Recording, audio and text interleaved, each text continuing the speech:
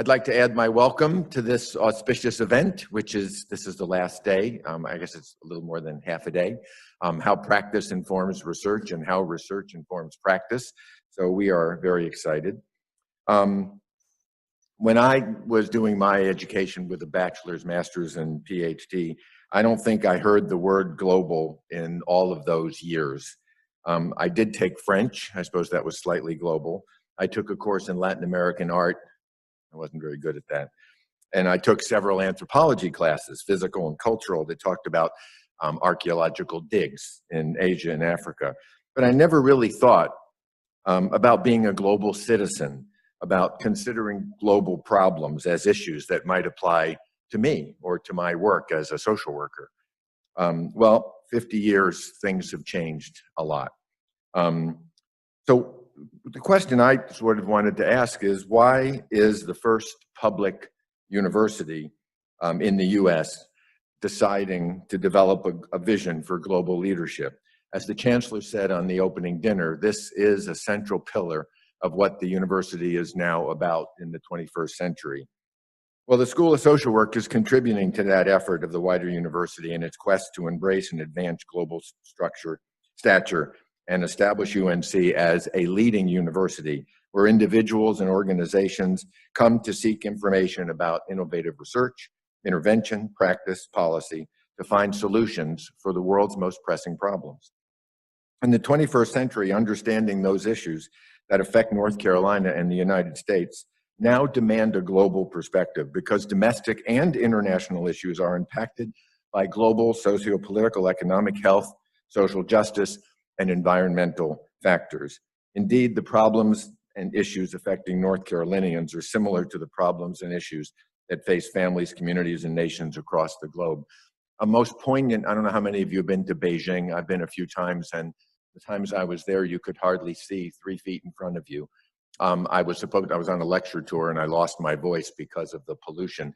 I understand that 4 days after when I was there, that same pollution was in Los Angeles. So the connection around the world, that's a physical connection.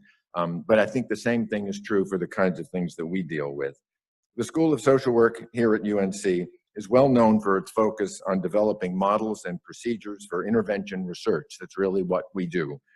Attempting to understand what interventions will be most effective and efficient in providing positive outcomes for social and health problems that impact various populations and communities. I think this is what Dr. Sheridan was talking about in his keynote in the very first day, about how difficult those kinds of, well, he used the word applied research, and I'm calling it intervention research. But I think it's very, very similar in that it's tough to do because it takes place in the real world. As a unit, the School of Social Work focuses on research and service, research and practice, as well as translating findings into policy and practice. The school's faculty is committed to this and implementing evidence-based solutions to a myriad of problems confronting global communities. The faculty associated with GSDI are leading the effort here at the School of Social Work in this international perspective. The following quote is from the chancellor that you heard on Friday night. I'm not quoting her Friday night, but this is part of her global roadmap. She says, "Our global vision is grounded in partnering with scholars, communities, and universities worldwide, and doing so in a balanced, respectful, collaborative relationships that allow students to earn a global education and faculty to work across global areas to innovate around the most pressing problems of our time." So that's really what we're trying to do across the world. The central concept when thinking about this roadmap is that the impact arrows go both ways. It's a reciprocal, in that we are working to develop and enhance this reciprocal exchange of knowledge, evidence, and practice learning and implementation. Our mission is to employ the rigor of science and research to develop effective and efficient macro and micro practice interventions that result in the development of culturally acceptable, relevant, evidence-based practice. These interventions must be implemented and tested, evaluated in controlled settings, and then, of course, it has to be retested on the ground, in agencies, in communities, in real-life settings. If they can be implemented with fidelity and are proven effective, these supported practice interventions have the potential to increase and impact positively and improve the lives of individuals, families, and communities. Does intervention research sound daunting and like an exacting process, especially when performed across country, culture, and ethnicities? It is. But it is also critical, it's exciting, and it's productive. And again, it's the kind of work that Gina and Rain and David are very involved, and Sarah are very involved in GSDI. I've mentioned the words collaborate, innovate, social justice, and global education, partnering research, and positively impacting social and health issues several times. These are UNC's values. They are social work values. They are the School of Social Work's values, and they are embodied and brought to fruition by GSDI, led by our own Gina Choa. Thank you. Now I want to we're running out of time because we started late, but thank you. I saw the applause on the way. We're going to do this panel a little bit different. The two people who, instead of speaking linearly, they are going to actually be a panel. So we're going to take their 30 minutes and combine it. We're going to try to keep time, and after 20 minutes, they'll wind up, and then David will come up and lead in questions and comments that you may have. So let me introduce the two panelists. The first one is Rebecca Macy. Rebecca Macy is the L. Richardson Pryor Distinguished Chair for Strengthening Families here at the UNC School of Social Work, where she has taught courses in mental health, trauma and violence, social work practice, and statistics. She joined the faculty in 2002. I hired her, so I was very pleased. And after receiving her doctoral degree in social welfare from the University of Washington in Seattle.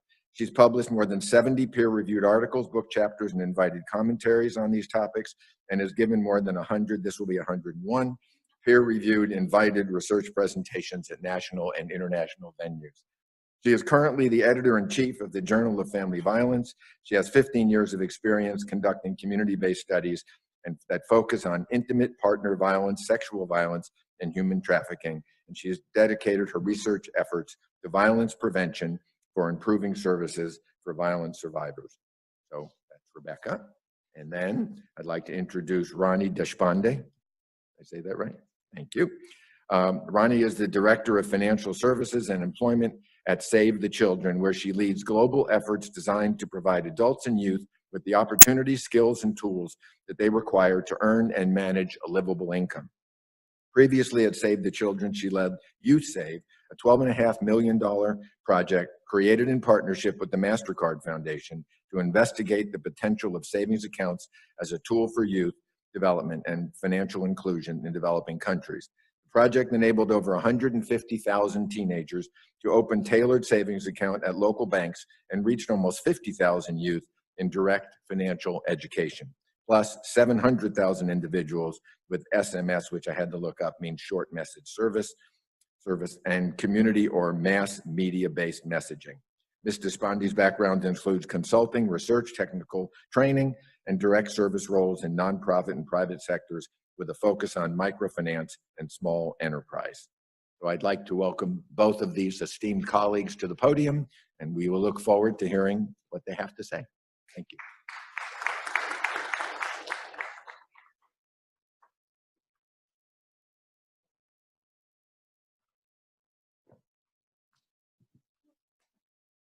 Let's see,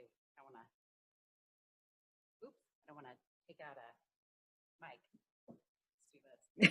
Much better. Okay. Good morning, everyone. So Ronnie and I had never met before until last week when we spoke on the phone, and Gina had connected us. Thank you, Dr. Choa.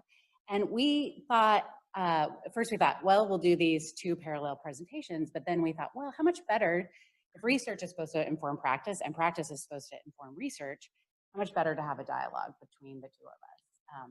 Me as the researcher and Ronnie as the practitioner. So we decided to group our talk around some themes and issues around integration of practice to research and research to practice. So first we thought we'd give you our thoughts about the value of these two domains. How can they, what value does research bring to practice and what value does practice bring to research? And some of this may be obvious, but I just really want to, especially for this group, I feel like I'm preaching to the choir a little bit here. But I'd like to highlight from my experience, two really important things that practice brings to research. One is ecological validity. So will this thing, this product, this intervention that I'm studying, will it work in the real world? There's a real value in doing carefully controlled studies outside of research settings, clinics, labs, research office, universities, because that's where we as researchers learn, do our ideas, do these processes, do these products, do these interventions actually work in the real world? Are they robust to the challenges that practitioners face? I think also too, you can think of the gap between the translation of evidence-based practice to the field. We've had tremendous challenges in health and social science and social welfare in getting evidence-based practices out in the real world. So if you can build some of these evidence-based practices in the real world, how much better for the translation of those. Also, I think there's tremendous value, I find, in investigating what some of my colleagues have started to call homegrown or community-based or programs developed by non-governmental agencies. These are practice-based strategies, so taking practice-based evidence and turning it into empirical, robust evidence and research, because the people who do this work every day really understand what's happening on the ground. They understand the theories of change. They understand the challenges of communities and the people that they're working with in ways that I never could in my office up here in the corner here at Tate Turner Corral. So I can sit in my office, I can develop an intervention, but is that really going to be robust to what's happening out there in the world? I found in my work, when I take practitioners' ideas and their programs and I help them to develop manuals, to develop strategies for research, to develop fidelity instruments, there's incredible creativity, there's incredible complexity, there's incredible innovation that happens in that context that I could never come up with on my own. And so from a practitioner's perspective, I'd just like to sort of mirror those thoughts a little bit. We, yes, are steeped in the field, and steeped in the field, though, to such an extent that we don't have time to, we're so caught up in the day-to-day of managing and implementing that we don't have time to keep up on the latest scholarship, the latest thinking, much less create it. Because our mandate is to implement and provide services. And so our key metrics are about the numbers of people we served and how well we did that, measured in a couple of efficient ways. Not necessarily about whether we have faithfully documented or proven our results with scientific validity. But that proving is really important to so many aspects of practice. Scaling, replicating, adapting, continuously improving, not to mention figuring out how to solve new challenges and innovating to do so, including by learning about how other people have solved similar challenges. Also, I think compared to the practitioner community, the research community is just wired to stay abreast of all of that latest rigorous evidence and thinking being produced in a given field. So having a research partner can be extremely valuable as a source of expertise, a repository of cutting edge thinking that practitioners can draw on, as well as an objective outside viewpoint to evaluate what we're doing against that latest thinking. All this said, bringing that value together and leveraging strong points does run into some challenges. I'm going to pass it back over to you. So I found in working with practitioners, everyone comes with really good intentions, a lot of excitement at the beginning. We're all happy to be working together and sitting down together, and we start talking about the processes. We start talking about research, we start talking about practice, we start talking about intervention strategies, and we're all using the same words, but we're often not talking about the same things. And I find, like, when I think of a program manual or an intervention manual, that may mean very different things to my practitioner partners. And then how do you close that gap? I mean, I have been in projects where we have met for 6, 9 months and we thought we were all talking about the same thing. We start to roll things out. I see a lot of head nods, so you all are with me. And we don't have the plan that we thought we had. The practitioners thought we were talking about something else. We thought we were talking about A, we were actually talking about Z. So that can be a real challenge, making sure that we all understand where we're coming from.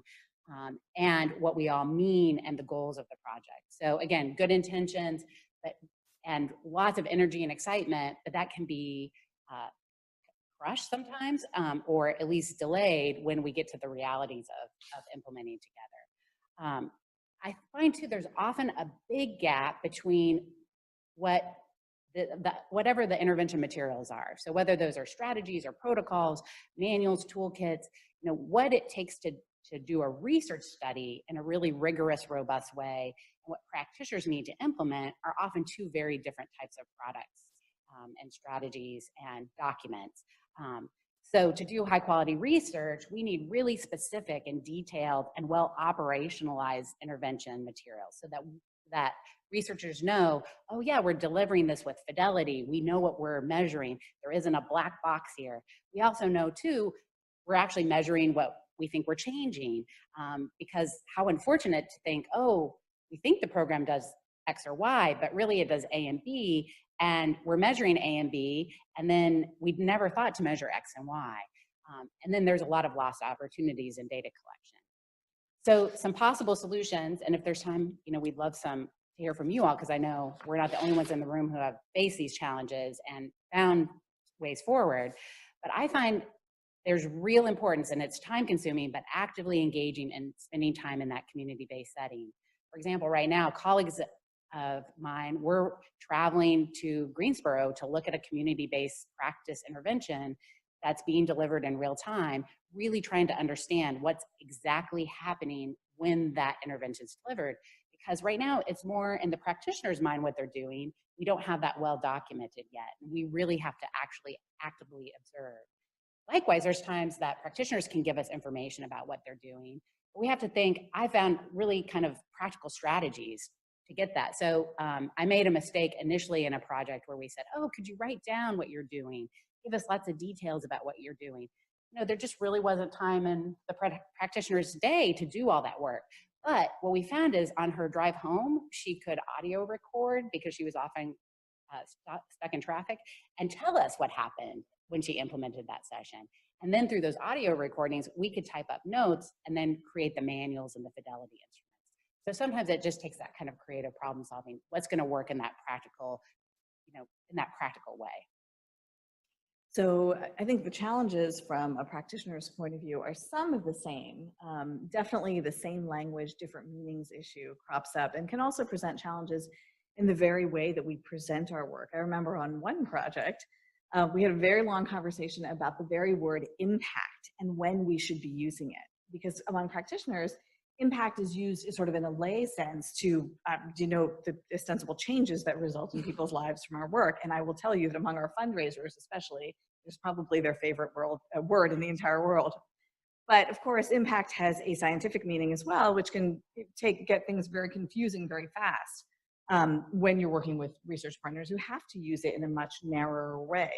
So how to describe the results of our work together can itself become a semantic problem, and one that we just have to work out through explicit recognition of the varying ways and varying purposes for which we use language as something as fundamental as language. As a side note, you might be interested to know that during the project I was talking about, our research partners did finally manage to discipline us into using impact in that narrower sense. And I have now become the in-house enforcer of the use of that word, much to the chagrin of our fundraisers, I might add.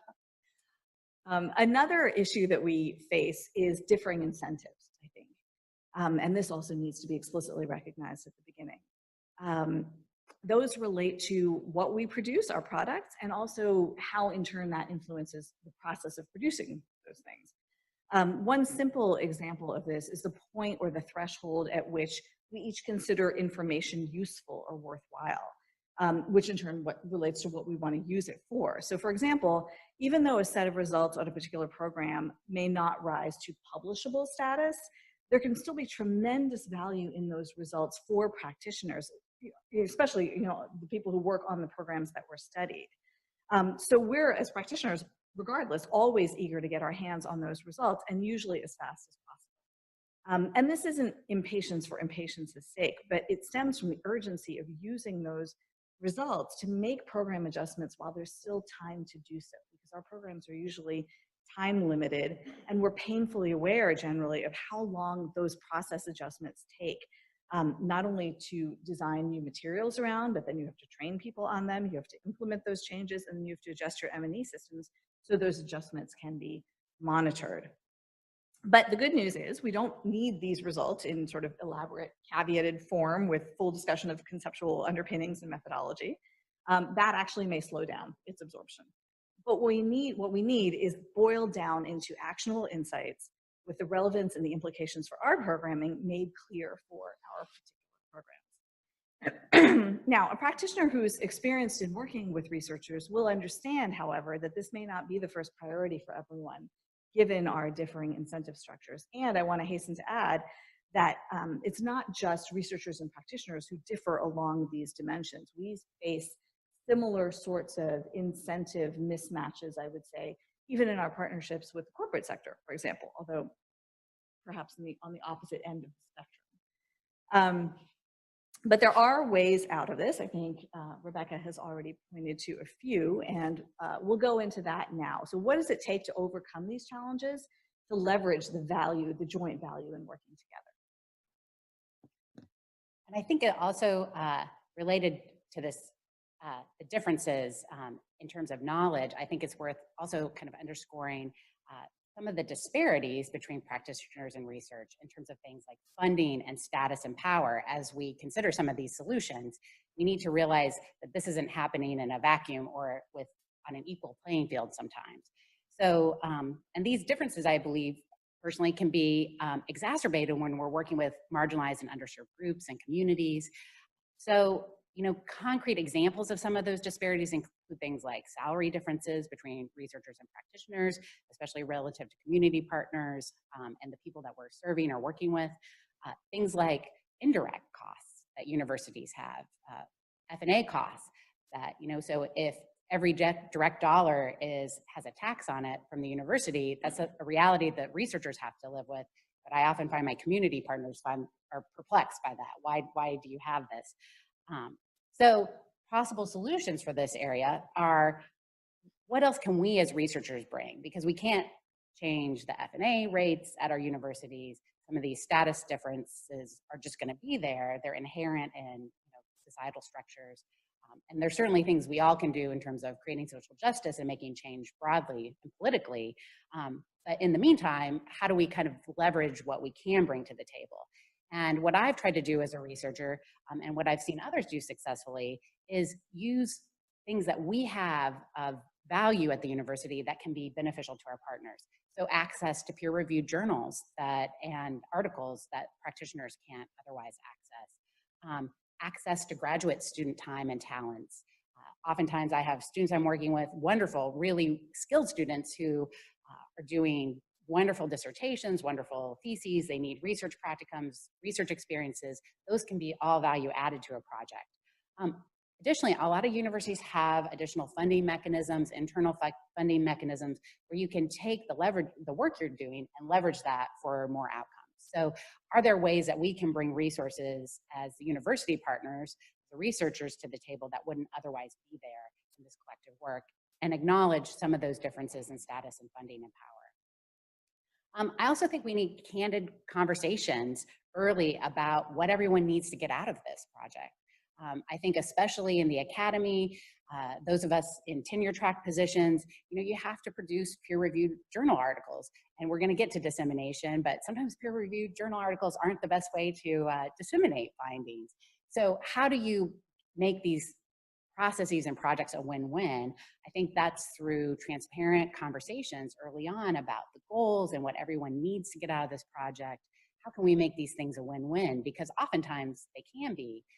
But that requires, I think, humility sometimes as a researcher. It requires transparency about budgets, honest, sometimes difficult conversations about power differentials and funding and resource differentials.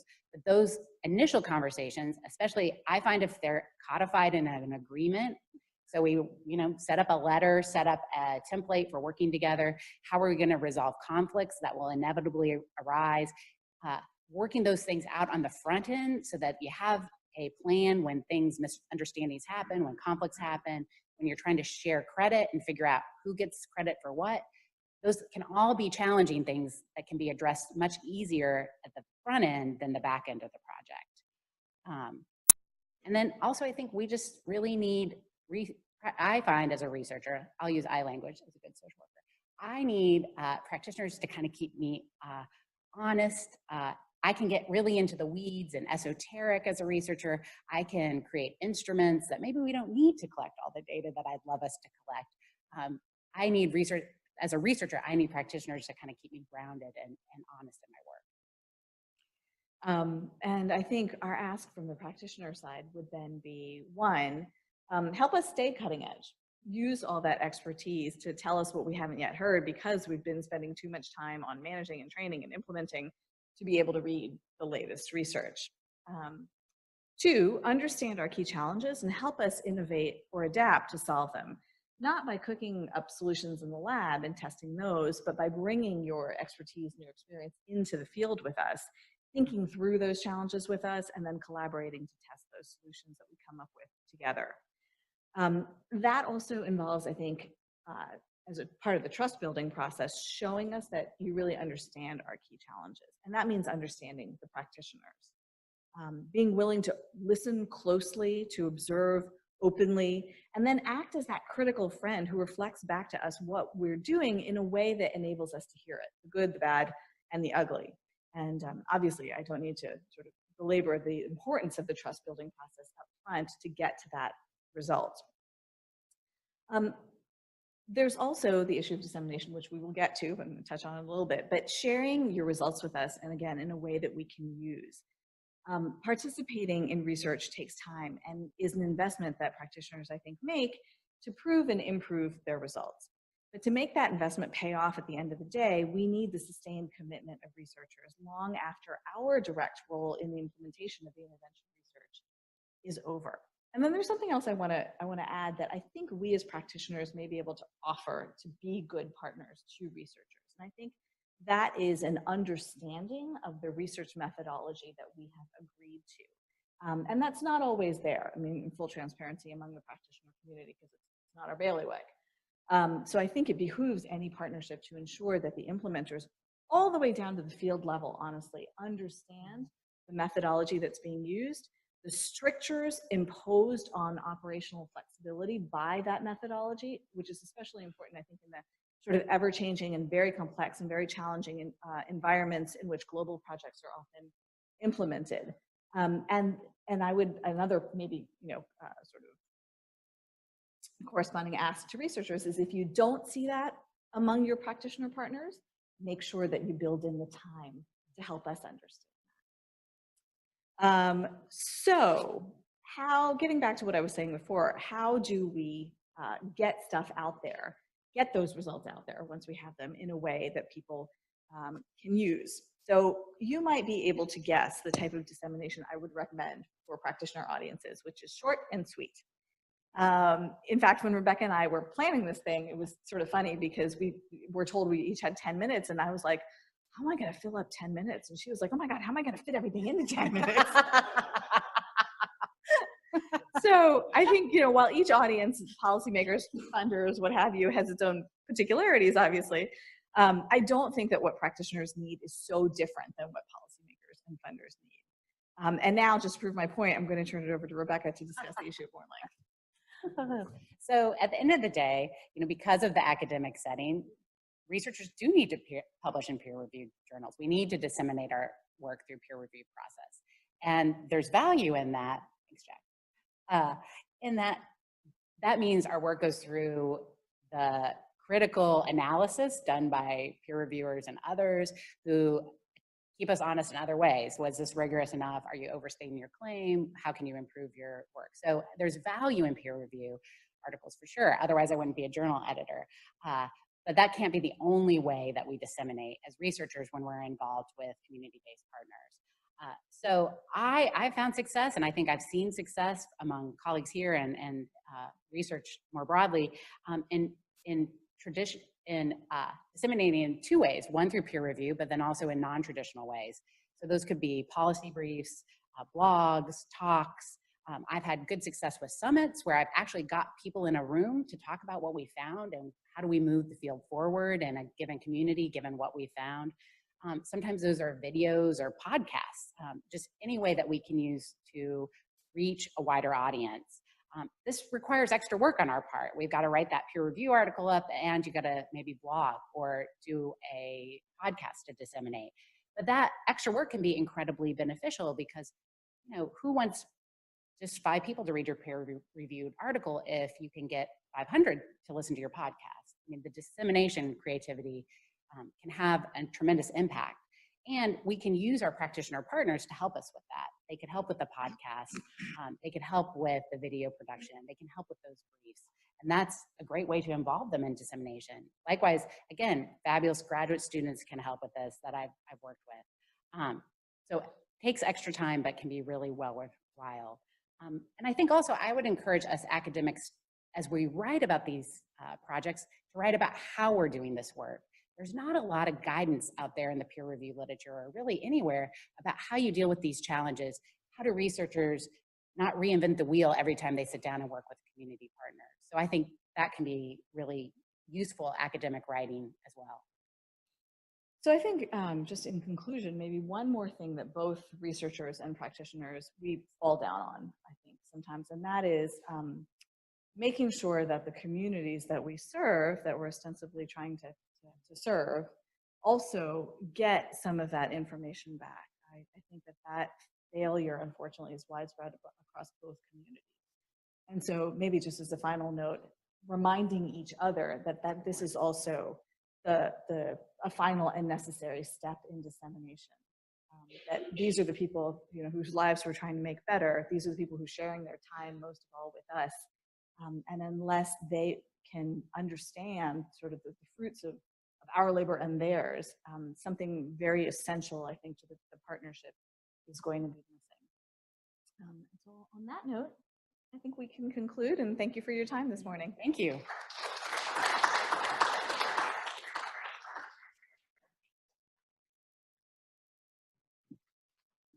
Hello. So my name is David Anson, and we have about 10 minutes to take questions. And thank you for the insightful and thought-provoking presentation. For me, the takeaway is there is tremendous value in working together and engaging each other, but there are real-world challenges. We've had some practical ways that we can address some of those challenges, so that's very helpful. Thank you. We would take about 4 or 5 questions, depending on how much time we have. I suggest that we take maybe the first 3, and if there is time, we'll take the next 2. We will start with Ashu.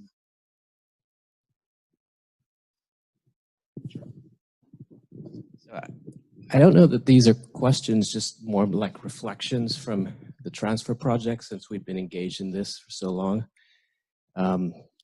I thought that was an excellent panel. I think that the topics were really spot on and very much resonated with what we have also experienced. So thank you very much for that, first of all. So I wanted to throw in a couple of ideas into the mix, right? So for researchers, remember that our partners, don't really want to wait 2 years for your perfect RCT. And so one thing we've been trying to think about is the creative use of baseline data, right? I mean, it's very difficult to do this humongous baseline and then tell the partner, well, we'll see you in 2 years. And well, what did you just do for 3 months? So I think it's important for us to think about how we can use the baseline data to inform and help the program. Okay, so that's something that we've been working on. Simulations, helping with targeting. I mean, there are a number of things that we can do with baseline that we typically don't do. Baseline data tends to get wasted, so that's something to throw in the mix. This is a big kind of thing, which maybe it's the elephant in the room, which we talk about the myth of the arm's length evaluation. So as researchers, we think, well, we're coming to do an arm's length, independent evaluation because, that's like what we're taught, right? And it has to be perceived as being independent. And we would like to challenge that. Okay, we would like to say that actually the approach is that we work as a team, and that the practitioner understands, and we make it important that the practitioner understands that we are in this together with the same objective, right? And that is really important from the get-go, particularly if you're dealing with government, right? Because government can be very suspicious. Oh, you're coming to check out our program and to evaluate us. No, no, no, no, no. We have the same objective. What's your objective, and how can we help you achieve that objective, right? Everyone wants to improve their program, and we're going to help you do that. So those are just some things to throw into the mix. Thank you for a great panel, though. Thanks for this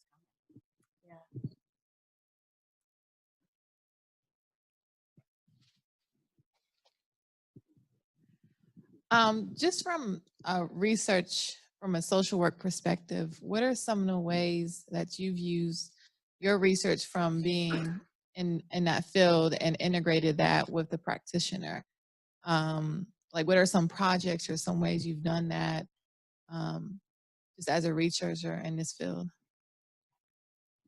So one example would be on if you go to my faculty website, you see this, it's been up there like I think about 10 years now because it was one of my first projects, but it's called the Collaborative Consensus-Based Toolkit for Practitioners in Domestic Violence and Sexual Assault Services.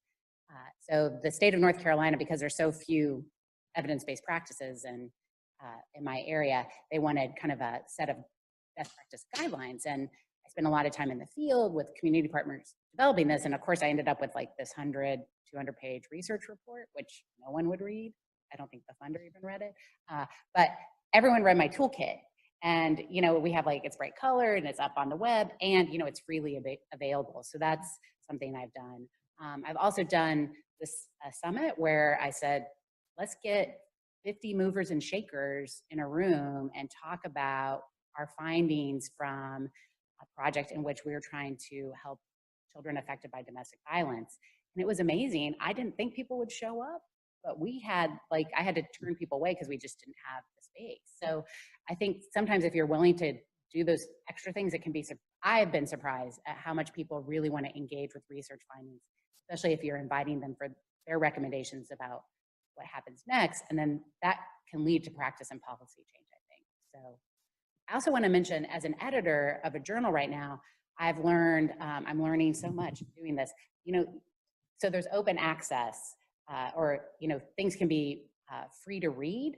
So open access can be kind of expensive for both researchers and practitioners, although it takes the article outside the paywall, so anyone can read it, right? So free to read is something that I've been using with practice-based articles or research that I think is really practitioner relevant. So domestic violence advocates don't have access to my peer-reviewed journal, but I can ask my publisher to make an article free to read for a month or two, and that will enable practitioners to access it. So you might ask, when you publish something, can you make it free to read for a little bit? Editors like that too, because more people read the article and our impact factor scores go up. And so that's something you might, a little pro tip, I guess, that I've learned recently that I wanted to share with others. I just wanted to, I wanted to react to something that Anshu said about the creative use of baseline data, because I think it touches on a couple of things here. I completely agree with that. I think that too often that is a wasted resource, but it can be a mechanism for the kind of community engagement that we also were talking about a second ago. Because you're right, people do want to engage with those findings, especially, you know, when such a substantial study may have gone on in the beginning of a project. People on the ground want to find out what you found out, and it's an excellent opportunity, you know, like an excuse almost to bring people together and talk about what you've done and talk about what you found and see if that resonates with them. And then engage them on sort of what are the implications of this research. So just wanted to echo that sentiment. So we have two hands here listed. Okay. Then maybe one from the other side, and that'll be it. So thank you so much. This actually touches so much of what we do. And yeah, so just to share on the note on the baseline data, right?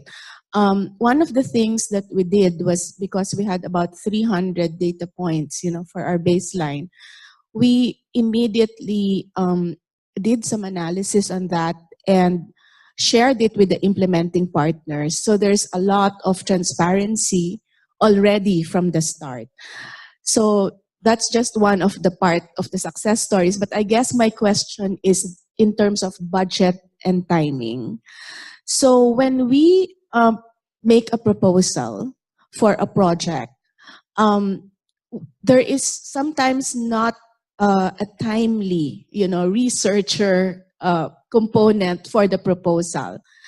And when we develop the theory of change for the program, normally an external research partner is not engaged at that time.